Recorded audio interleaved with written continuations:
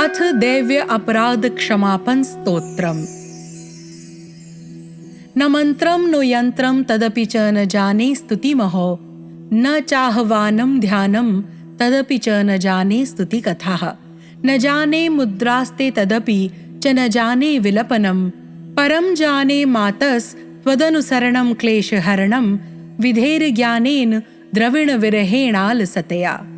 विधेया शक्यत्वावत् तव चरणयोर्याच्युतिर्भूत्, तदेतत् क्षन्तव्यं जननी सकलोद्धारिणी शिवे। कुपुत्रो जायेत क्वचिदपि कुमाता न भवति, पृथिव्यां पुत्रास्ते जननी बहवः सन्ति सरलः। परं तेषां मध्ये विरलतरलो अहं तव सुतः, मदीयो अयं त्यागः समुचितमिदं नो तव शिवे। कुपुत्रो जायेत क्वचिदपि कुमाता न भवति। जगन्मातर्मातस्तव चरणसेवा न रचिता, न वा दत्तं देवी द्रविणमपि भूयस्तव मया। तथापि त्वं स्नेहं मयि निरुपं यत् प्रकुरुषे, कुपुत्रो जायेत क्वचिदपि कुमाता न भवति। परित्यक्ता देवा विविधविध सेवा कुलतया, मया पञ्चाशीतेर् अधिकम्पनीते तु वयसि। इदानीं चेन्मातस्तव यदि कृपा नापि भविता, निरालम्बो लम्बोदर जननी कं यामि शरणम्।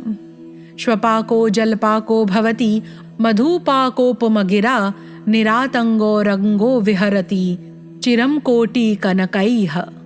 श्वपाको जलपाको भवति मधुपाकोपमगिरा, निरातंगो रंगो विहरति चिरं कोटि कनकैः। तवापर्णे कर्णे विशति मनुवर्णे फलमिदं, जनः को जानीते जननी जपनीयं जपविधौ। चिताभस्मालेपो गरलमशनं दिक्पटधरो, जटाधारी कंठे भुजगपतिहारी पशुपतिः। कपाली भूतेषु भजति जगदीशैक पदवीं, भवानी त्वपाणि ग्रहण परिपाटि फलमिदम्। न मोक्षस्य आकांक्षा भव विभव वाञ्छापि च न मे, न विज्ञाना अपेक्षा शशिमुखी सुखेच्छापि न पुनः। अतः सत्वां संयाच जननी जननं यातु मम वै, मृणानि रुद्राणि शिव शिव भवानीति जपतः। नाराधितासि विधिना विविध उपचारैः, किं रक्ष चिन्तन परैर्न कृतं वचोभिः। श्यामे त्वमेव यदि किंचन मय्यनाथे, धत्से कृपामुचितमम्ब परं तवैव। अपात्सु मगनः स्मरणं त्वदीयं, करोमि दुर्गे करुणार्णवेशि। नैतच्छठत्वं मम भावयेथाः, क्षुधा तृषार्ता जननीं स्मरन्ति। जगदम्ब विचित्रमत्र किं परिपूर्णा करुणास्ति चेन्मयि, अपराध परम्परा परं नहि माता समुपेक्षते सुतम्। मत्समः पातकी नास्ति पापग्नि त्वत्समा नहि, एवं ज्ञात्वा महादेवी यथा योग्यं तथा कुरु। इति श्री शंकराचार्य विरचितं दैव्य अपराध क्षमापन स्तोत्रम संपूर्णम। माँ, मैं न मंत्र जानता हूँ न यंत्र, अहो मुझे स्तुति का भी ज्ञान नहीं है। न आवाहन का पता है न ध्यान का, स्तोत्र और कथा की भी जानकारी नहीं है। न तो तुम्हारी मुद्राएं जानता हूँ और न मुझे व्याकुल होकर विलाप करना ही आता है। परंतु एक बात जानता हूँ, केवल तुम्हारा अनुसरण, तुम्हारे पीछे चलना, जो कि सब क्लेशों का, समस्त दुख विपत्तियों को हर लेने वाला है। सबका उद्धार करने वाली कल्याणमयी माता, मैं पूजा की विधि नहीं जानता। मेरे पास धन का भी अभाव है। मैं स्वभाव से भी आलसी हूँ तथा मुझे ठीक ठाक पूजा का संपादन हो भी नहीं सकता। इन सब कारणों से तुम्हारे चरणों की सेवा में जो त्रुटि हो गई है, उसे क्षमा करना। क्योंकि कुपुत्र का होना संभव है, किंतु कहीं भी कुमाता नहीं होती। माँ, इस पृथ्वी पर तुम्हारे सीधे साधे पुत्र तो बहुत से हैं, किंतु उन सब में मैं ही अत्यंत चपल तुम्हारा बालक हूँ। मेरे जैसा चंचल कोई विरला ही होगा। शिवे, मेरा जो ये त्याग हुआ है, ये तुम्हारे लिए कदापि उचित नहीं है, क्योंकि संसार में कुपुत्र का होना संभव है, किंतु कहीं भी कुमाता नहीं होती। जगदम्ब मातः, मैंने तुम्हारे चरणों की सेवा कभी नहीं की। देवी, तुम्हें अधिक धन भी समर्पित नहीं किया। तथापि मुझ जैसे अधम पर जो तुम अनुपम स्नेह करती हो, इसका कारण यही है कि संसार में कुपुत्र पैदा हो सकता है, किंतु कहीं भी कुमाता नहीं होती। गणेश जी को जन्म देने वाली माता पार्वती अन्य देवताओं की आराधना करते समय मुझे नाना प्रकार की सेवाओं में व्यग्र रहना पड़ता था।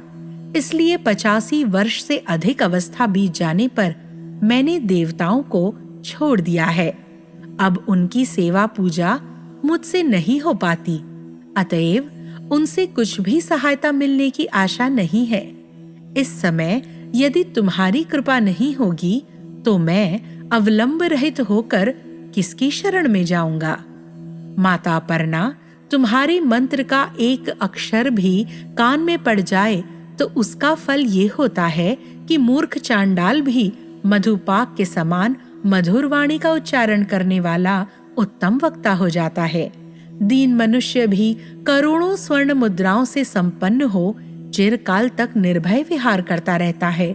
जब मंत्र के एक अक्षर के श्रवण का ऐसा फल है, तो जो लोग विधि पूर्वक जप में लगे रहते हैं, उनके जप से प्राप्त होने वाला उत्तम फल कैसा होगा, इसको कौन मनुष्य जान सकता है।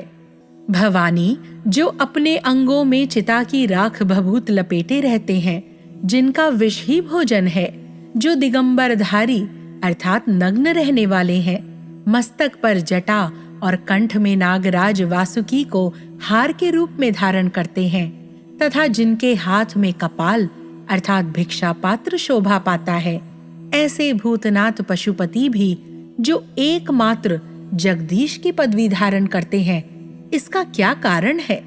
ये महत्व उन्हें कैसे मिला? ये केवल तुम्हारे पाणी ग्रहण की परिपाटी का फल है। तुम्हारे साथ विवाह होने से ही उनका महत्व बढ़ गया। मुख में चंद्रमा की शोभा धारण करने वाली माँ, मुझे मोक्ष की इच्छा नहीं है, संसार के वैभव की भी अभिलाषा नहीं है, न विज्ञान की अपेक्षा है, न सुख की आकांक्षा। अतः तुमसे मेरी यही याचना है कि मेरा जन्म मृणानी, रुद्राणी, शिव शिव भवानी इन नामों का जप करते हुए बीते। माँ श्यामा, नाना प्रकार की पूजन सामग्रियों से भी कभी विधि पूर्वक तुम्हारी आराधना मुझसे न हो सकी। सदा कठोर भाव का चिंतन करने वाली मेरी वाणी ने कौन सा अपराध नहीं किया है, फिर भी तुम स्वयं ही प्रयत्न करके मुझ अनाथ पर जो किंचित कृपा दृष्टि रखती हो। माँ, ये तुम्हारे ही योग्य है। तुम्हारी जैसी दयामयी माता ही मेरे जैसे कुपुत्र को भी आश्रय दे सकती है।